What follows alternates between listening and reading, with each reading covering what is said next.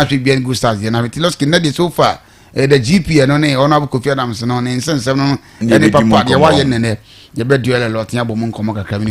Okay, but asipa Bugatti anopay maybe obedi ne nkomo afa na watete ho ede amaye no in a professional way ye be boy adwene enya tem de so kra ye Ghana football kan ko na me ne ma bedwafo ye transfer ye hwe na ye de enemo papa egu na kwam se na be ya da chi bi no se ye ni ho a ye nchirima no anase ye ma ne beto ya omeka se o Losky Bugatti prof modi agudie mu nsem na modi mu nkomo ba mo ba ye Ghana football day na mo ye edeboa ye mpese ye ma no bebo ye de wo se ene ya ye wa ho odin ya ye tinkwam yi ayetumi ka sei na de wo se ye bia ye nso yetumi aye de aboa. Prof, good morning. Good morning, sir. Apombo kodi ye.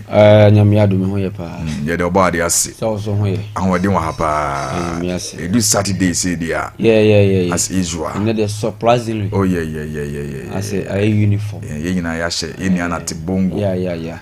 Ye koja no kwan atade na. Ye mpanyefo de ma ye no. Unless na 3 weeks. 3 weeks. Okay. Na 3 weeks. Okay. Ana 2 weeks. 3 weeks. Yeah. Ye koja no kwan na 3 weeks. Okay. Enye easy. Enye bete na form. Enye bete. Na form. To da na ya kai no. Oh yeah. Ye ma you don't feel kwata da. David. I was say ye ta kai. Yes sir. Na ni paro on tia se krona ene so nkan ho amre bi no kan ho. Yes sir. To da na I was say ye kai nua no. Yes sir pepe. Ene nkomo no bedi udi afan. Losky. Enu a temale fo game ko say. Techman 11 wonders for Oma qualify with 2-1. Omo share Red Tamale United 2-1. Yeah. On say oba division 1 a ye wo zone 1, zone 2 and zone 3. Zone 3, yes. Now because of hooliganism, to kwasem. Yeah. Me plow, me sell bus, me ma mo ball no, ye mo biem also ba me kruma da me be ye wo no. Na ukọ aye division 1. Aye zone 1 a omu chem aye zone 1A and zone 1B. Zone 1B, yes.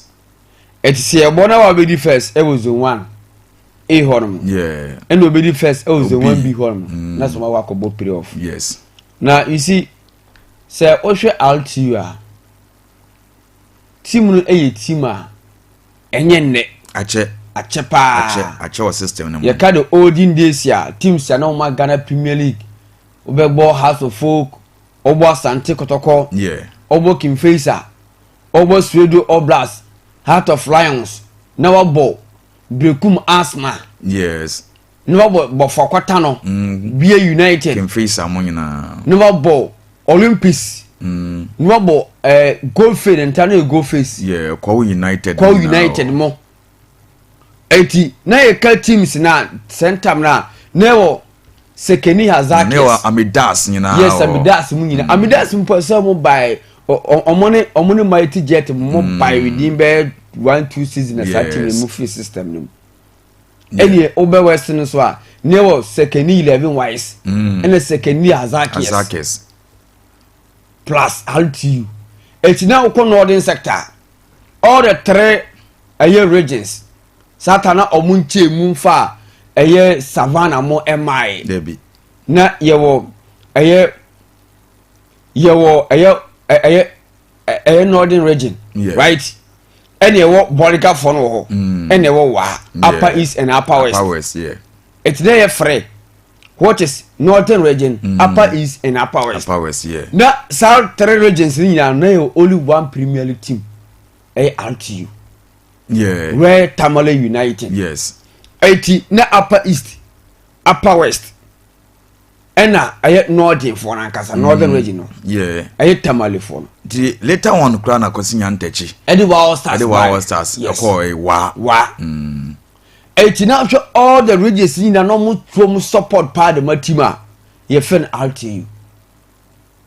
80 na omu was na omu energy na so upper hands to see everything. It's now make a sad time no. Say has even has any KOTOKO na omu giant no. Losky some kubo game honoma. None what thing. None what thing. Yes.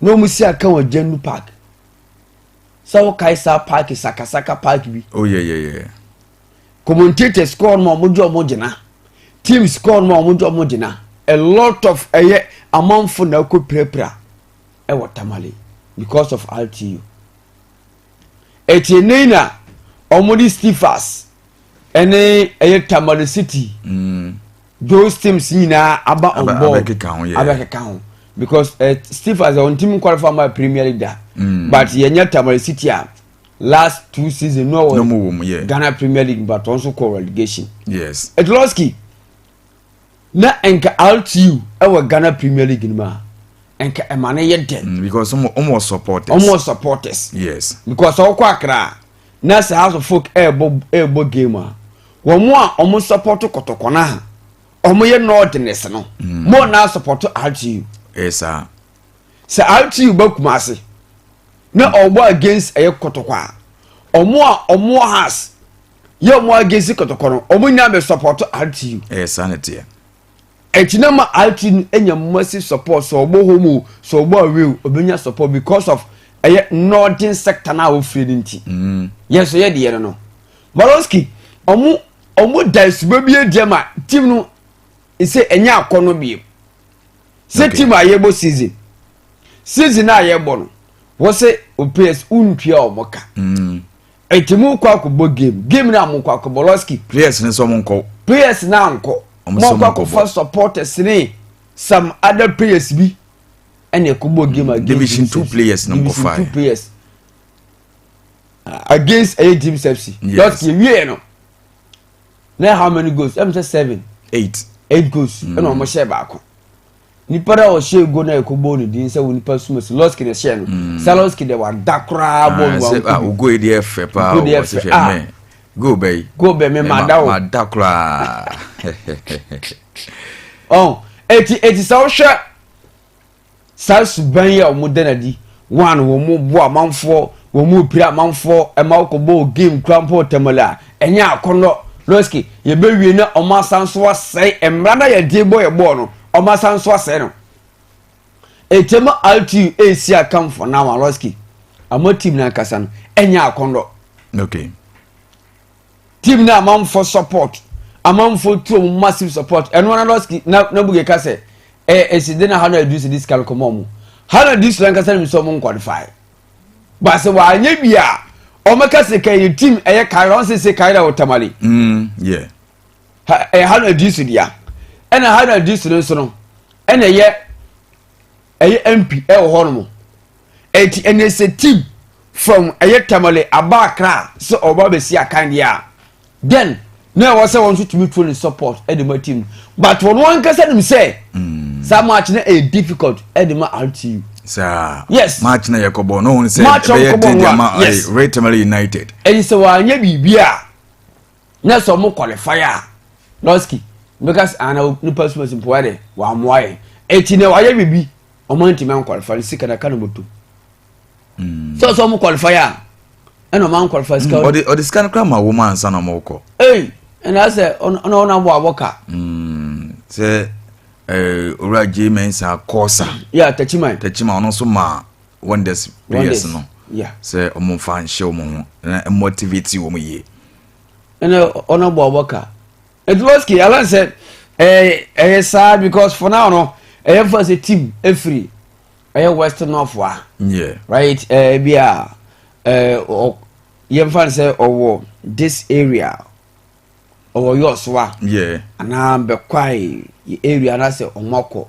ebi ankransom kosi akan MPs na omo ho no yeah you move through those areas or no matter how it is obi be support it on say for now no football na be business yeah the winya Ghana Premier League team ewo kruma yeah ema owoye busy obi a oton pure water yes do toto kokko do oton bayre de oton mo de obi aton bia say even KOTOKO ne has ba krum wa obi anya ne so ne de o de abusa be bia ni fo no last now no ya KOTOKO last week a KOTOKO ko hoy ahoye de pa omo moton nsuo omo moton aduane obi anya ne kakra ko benya kede bia na game say e ko so sure nti obia make sure say team e woni crew ma say team no obeje league obe maintain so obe ka league ni mo won corrugation nyina no obia hu ni say team ne carry crew mo a obenya mfa so de bi afri so my one example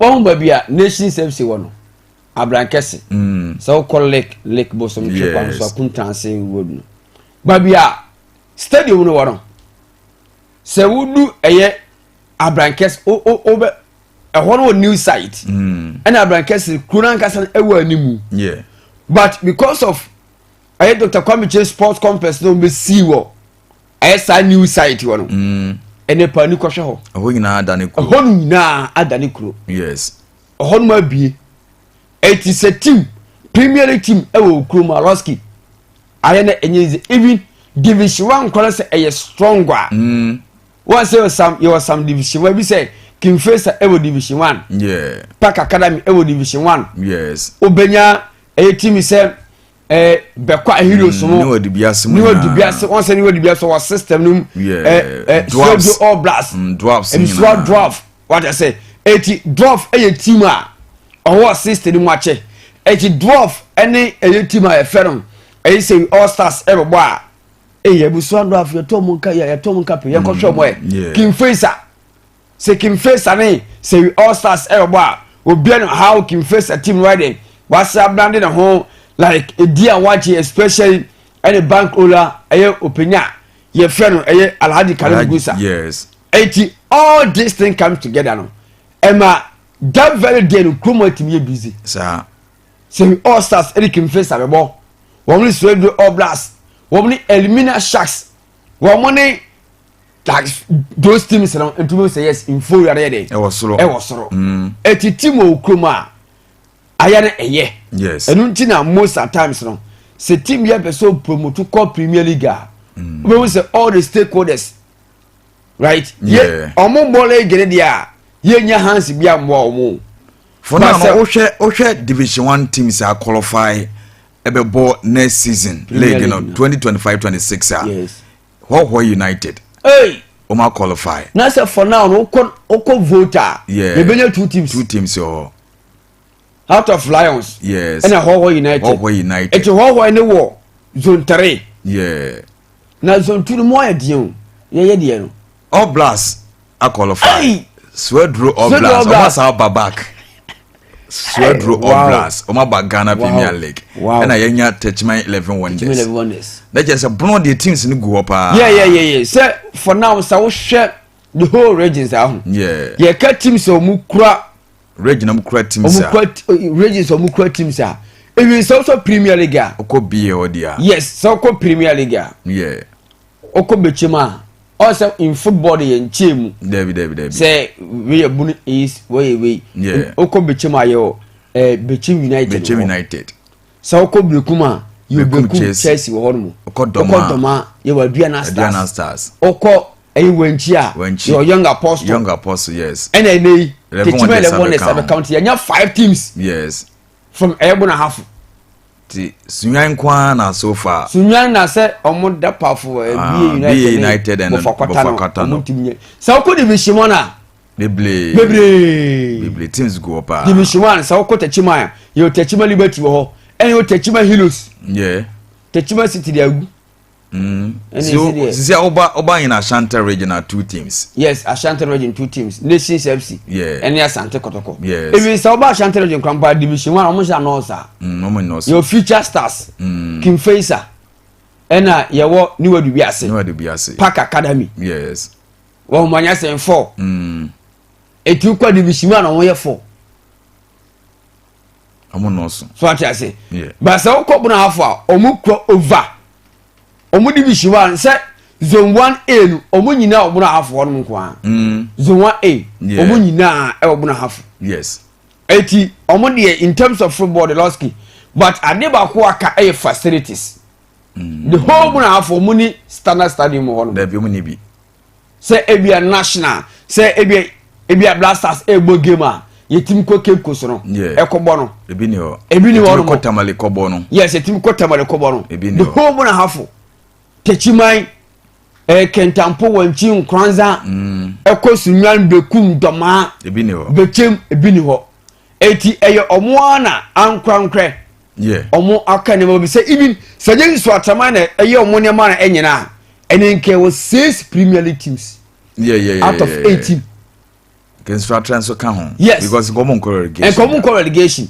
kebenye 6 eye Premier League teams out of 18 ewa Ghana haramu eti buna have Losky omna football no de obo sa oba eye Western regional oba Western of one man you only one Premier League team maybe any Go Stars and you only one eye Division 1 team say we all stars eti ye the football no de ha de wo mo like papa monte football no de say football eye business ya some communities Losky omo die omo niema no oh yeah for now the football ni dey so about Western of Wadi Losky the word football no businessmen omo nti ase ebi omo de musika ruru ma omo nya so mfa so omo de ne say obi say be Go Stars omo boy division 1 chepa ebi omo division 2 chepa before so omo promote ko division 1 no blame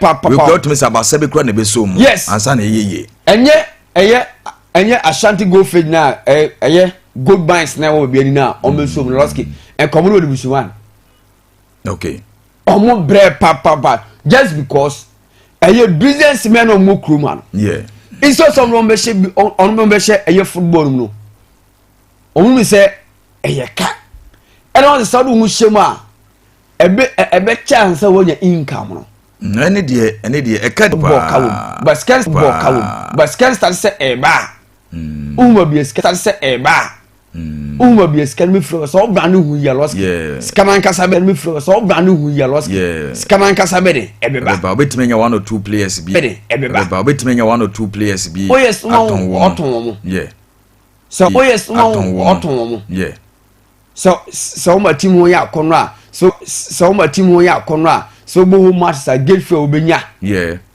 so bo match sa gate fe obenya so my team ya kono a sponsorship Losky be de obenya eti ene Go Stars we say Go Stars kase opese sponsors ya at least Go Stars team say nya bad debi Go Stars team nya bad team a ope Ghana Premier League aje enya bad maybe any Go Stars nya bad at all eti Losky was say area ha no omo form ho him okay because all share Western regional you Samates Abeje League Mediama Abeje League yes one and they say you Basake Holy Stars eti almost 3 eti yenka or the yenka boom yenka Western region and Western North Temano division 1 the Jima City dey so mo good but me compare Temano division no mean na division 1 Losky so two teams in Melu share 2017 Adriana Stars Eji Ghana Premier League okay let's say o share the last one what is 8 years omo buy Ghana Premier League ne mo 2009 2010 no buy ya no beje yeah na Bekum Chelsea so be mo 2010 2011 omo so buy ya no beje Ghana Premier League yeah ti Bekum Chelsea na je one omo mansa Asante Kotoko yeah teams are Aji Ghana Premier League ne say ne tie the year 2010 2009 2010 and Adriana Stars by beje and nya Bekum Chelsea almost so ebeje and as good omukra no medin ka jibi dada but 2015 almost so beje si umena so na wa All Stars and abeye Legon Cities no so beje 2016 yes and 2017 nya Adriana Stars and 2022-23 season media maje and 2023-24 season Samates aje and for now na yinya hu de obetumi aje okay na sa wo hwe Adriana Stars aje 2017 2018 2019 yantimi ambo ene normalization ni ba no so wo kai oh yes ene 2019 2020 ene so COVID-19 ya mwanwie yes ene 2020-21 season has Jena Kotoko beje 2021-22 yes sure and from the year 2010 we see 2025 Kotoko aje say from the year 2000 neighbor memorable ma yetiefo a You dey from 2010 no. 2010. Yeah. 2010 Kotoko aje 4. Kotoko aje 4. Yes. House of Folk aje 1. House of Folk. Aje baako. O ma aje 1. 2010. Yes. Ebesi 2025. Kotoko aje 4, House of Folk aje 1. Let's get in hard. I didn't have it. Oh, enkoye mame. House aje 1. Kotoko aje 4. 15 years. Kotoko aje 2 aso miensa. 2011-2012 season. Yeah. 2012-2013 season. And then 2013-2014 season. And this year na masokuna Dubai no. Masokuna du ye. To na je sa atri nya to aso no. Enyo no. Eyin so be GB. Didi Dramani. Didi Dramani, yeah. Yeah. Dramani be GB. Ono be GB you no to aso. Yes, yeah. Na say eyin so be masokuna du so diba become. Yeah. Okay. O ma ya de. Na me de na before initially no. Na nka me prefer Tamale RTU. But then say uwom ye na o hwe RTU for musuba mu de na di Ghana Premier League ma. Okay. You see omo tumi tue player ka 200 Eko stress scan so na watumi akọ game. 88 we the football. Elunche de bia ye ka say omo mfa amount bi nto. What want to meet that condition Losky. Yeah. Won qualify so Ghana Premier League. Yes sir. I was so me who budget. I was so me who bank account sika ewom before say you start league no. Yeah. Ebi a we RTU. All the team everyone this even Division 1. I was said even almost started from Division 2, Division 1 Premier League. Yeah. Because over faka qualify man on do mo dey ball no. Ese munya quota bi to. Yes. Say at least when team enter player kakra the amount of money say. Yes. Was what the more player. Division 1. Obama started from Division 2. Division 2, when team enter player kakra. Just say Ketuara emphasis player or Ketuara. At least minimum 500 series. Yeah. Anyway, Division 2. 500 series. 8500 series to 1,000 Division 2 the enke ye. Never compare what about Division 1. Minimum. Nipa one team yanyi the one train kake sekwano. It should be 1,000 Ghana. 1,000. 1,000, 2,000, 1,000, 2,000. Losky. Now they call Premier League. Premier the one ye kesekwa Losky. I was so 5,000.